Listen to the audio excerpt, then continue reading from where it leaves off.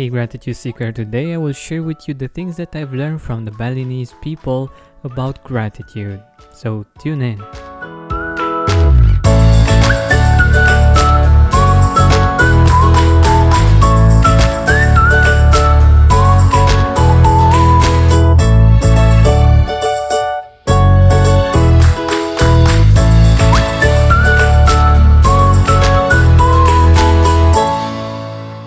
But first, like always, let's take a deep breath in and a deep breath out.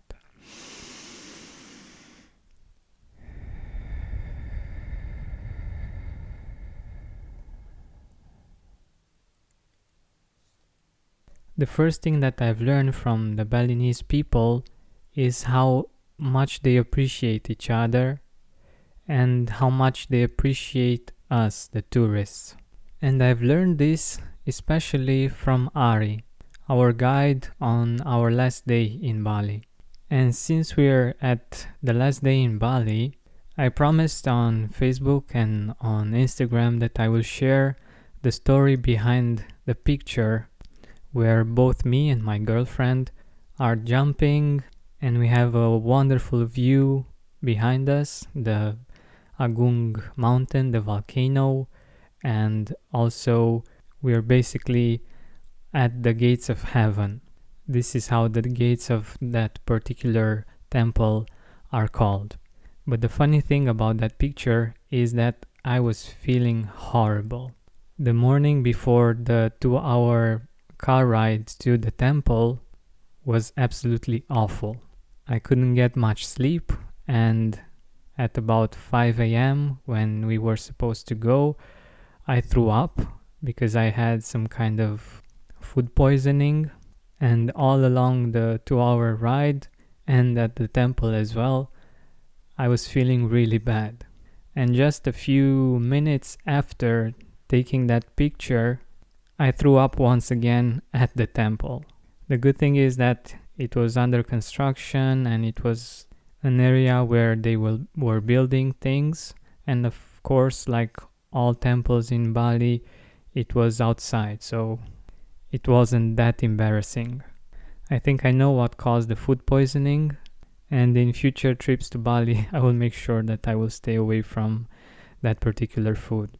But I want to be honest with you and I want to share the whole story, and I think it's only fair to do so, because on Facebook it would have been weird for me to share the story and I don't like typing too much on the phone. But what I believe is that many of the pictures that you see that seem so perfect on Instagram or on Facebook, the ones that you compare your life with, aren't that perfect actually behind the scenes, and people don't usually tell the whole story. And I wanted to give you my example as a perspective and as a way of understanding that it's really not a good idea to think that your life is less amazing because you're comparing yourself and your life with only the highlights of other people's lives. But getting back to Ari, who was amazing, by the way. He carried my bag when we were going up the hill to the temple. He was very supportive and helpful. The monks at the temple were also very understanding and helpful. They covered my situation with some sand. Like I said, thankfully it was a work in progress there, and they had a shovel there and everything was fine.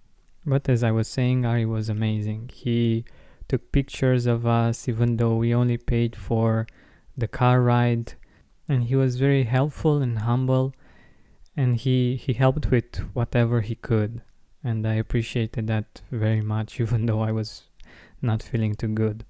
But the way he interacted with people there, it felt like everyone knew everyone, and we actually asked him if he knows everyone, but they interacted in such a beautiful way, in such a humble and like heart-to-heart way, that it was really touching.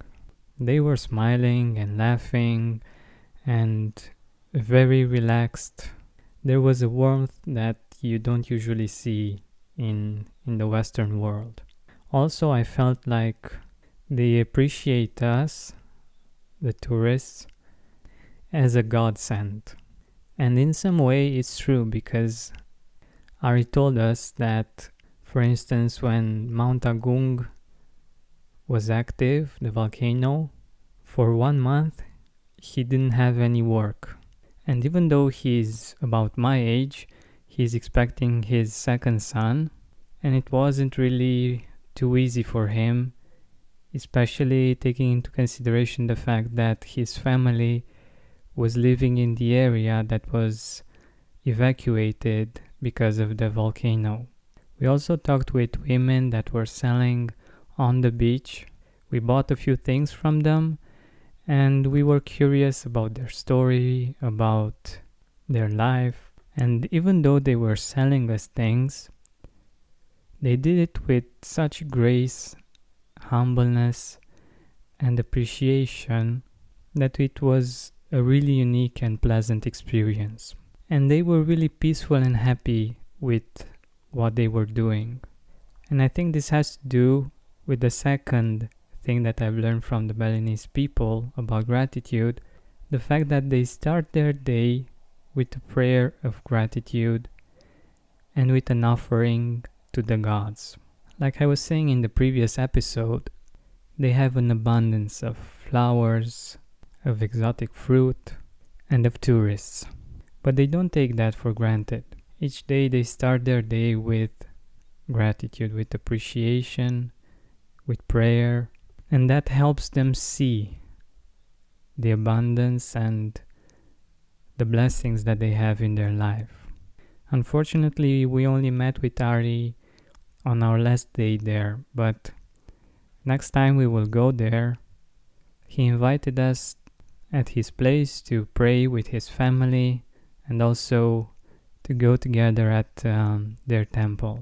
I'm actually thinking about putting together a retreat, a gratitude retreat in Bali, maybe next year. So if you would be interested, let me know. If there are enough people interested in it, I will start putting things together and we could spend some amazing days together in Bali. So let me know if you would be interested. We will definitely go there once again. The third thing that I've learned from the Balinese people is that they're living in the present moment. What I didn't see in Bali was stress.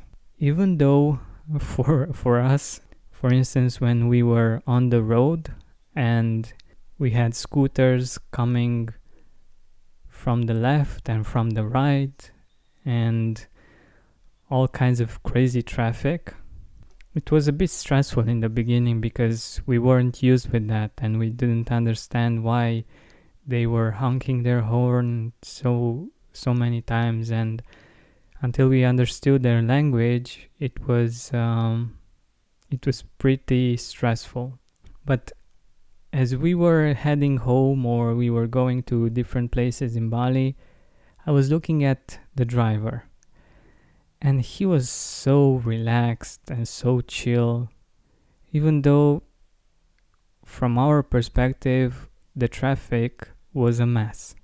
And another thing that was pretty amazing that I appreciated about them, at one point we stopped at an exchange office, and outside the office there was a big, like I think 2-meter dollar sign with a hole in the middle where you can take a picture. And even though the drivers were like 40 years old or something, they were like children playing there. Like they wanted to take a picture, they were smiling, they were having fun, even though they were during work basically. But they were enjoying themselves, even though it was something really simple, and probably they've been there in the past as well. So it was something simple that they really enjoyed. Yeah, and I forgot something about appreciation. They were saying hi on the streets, being really friendly, Some of them, of course, they were salespeople and they had to do this and it was part of their job. But I felt that it was really authentic and they didn't care whether you actually got to buy from them or not. They were still friendly and they were still appreciating the fact that you are there. But getting back to the present moment, imagine instead of seeing many frown faces, seeing smiling faces in traffic. And the third thing that I've learned from them is that they are happy with simple things. I didn't see their luxurious cars or people that are really fashionable. It felt like the appearances didn't really matter. They didn't feel a need to look as if they are more thanks to their things. It didn't feel like they identify themselves with the things that they own, like it sometimes happens in our society. And when no one does this, it really affects you in a positive way. Like you don't need to have a bigger car or a bigger house or bigger things to impress others. You don't feel the need to compare as much. And you feel somehow that you are okay the way you are and you don't need to be really, really ambitious to do big things to show off or things of this nature. And I'm not saying that is a bad thing, but you feel a certain sense of peace, of acceptance, of simplicity there.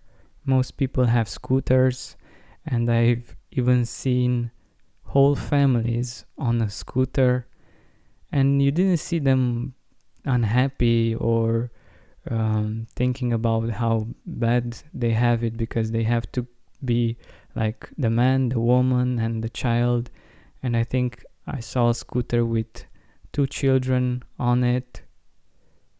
They were happy. They were okay with where they were and they were appreciating their life, as simple as it is. And after coming back from Bali, I saw the wedding of the prince from Bali. And it was very interesting that even the wedding was somehow simple. Like they only used the things that nature gave them to make the wedding beautiful. Most of it leaves and flowers and everything that you could find there on the island. And the people that were working on the wedding were volunteers. It wasn't anything extravagant, even though he was schooled in Australia. And this leads us to the 5th thing that I've learned from the Balinese people about gratitude. They respect nature, they respect the animals. Even though, like I was saying in the previous episode, the animals, like the monkeys, can really be a pain in the... And even though they respect them and they see them as part of nature, and they even give them freedom to be in places where tourists are as well. And they have like a monkey police. Like for instance, if a monkey steals something from you, you have to go to those specific people taking care of these monkeys, and they will do their best to recuperate your object. Also, we've been at Tanalot temple, which is a temple that is usually situated in the ocean, basically. So depending on how lucky you are when you go there, you might need to go through the ocean a bit, like walking through the ocean to get to the temple. And it's said that it's guarded by snakes. Honestly, I didn't see many snakes there, but it's really beautiful to see how they integrate nature with the temple. Like they respect the fact that there are snakes there, and they see them as guardians of the temple. And it's a really beautiful and interesting perspective. Also, they appreciate their plants quite a lot. They water them each morning since they have so much heat and so much sun. They need to water their plants, and they look so beautiful and so vibrant thanks to the care that they're offering them. And as I was saying with the flowers, they, instead of throwing them away or something like this, they use them as offerings to the gods.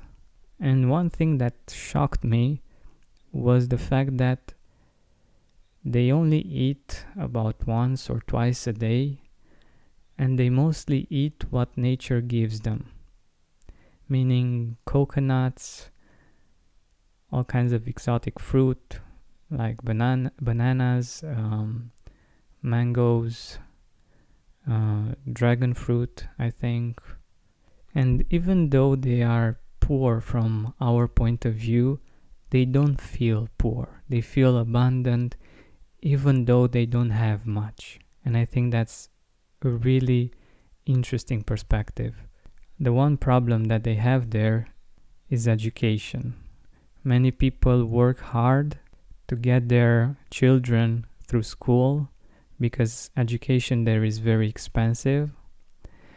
But the interesting thing is that the fact that they see the people that come to Bali as blessings, they actually end up being like that. For instance, Ari told us that his firstborn is in school and is sponsored, let's say, by an Australian that visited Bali with him.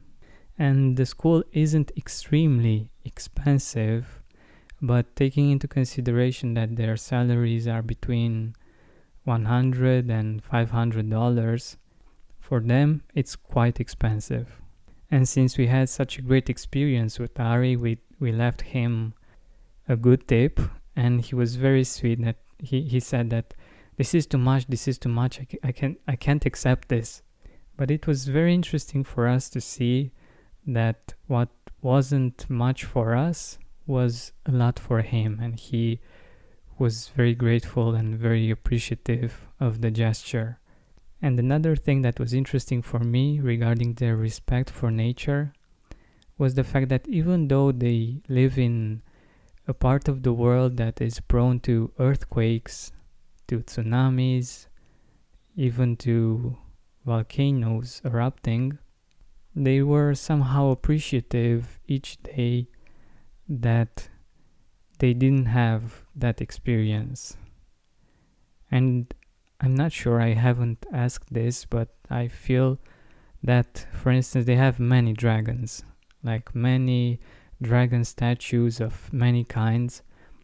And what I believe and what I feel is that they are the impersonations of the power of nature. And each day they show the respect for that. And I think this is quite inspiring and quite beautiful as a perspective, because they could live in fear. They could think that you never know when you need to move from your house because you need to get away from the volcano or from the tsunami, or when the house might not be there anymore because of an earthquake. They choose to live life differently and with appreciation rather than with fear. And I think this is the best way to conclude this episode. Thank you so much for listening. And by the way, I've shared a link on Facebook about a global gratitude summit.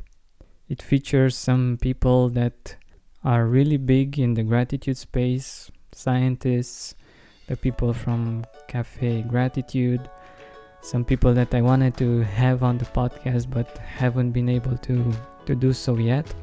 You can get free access to the online summit by going to the link in the description.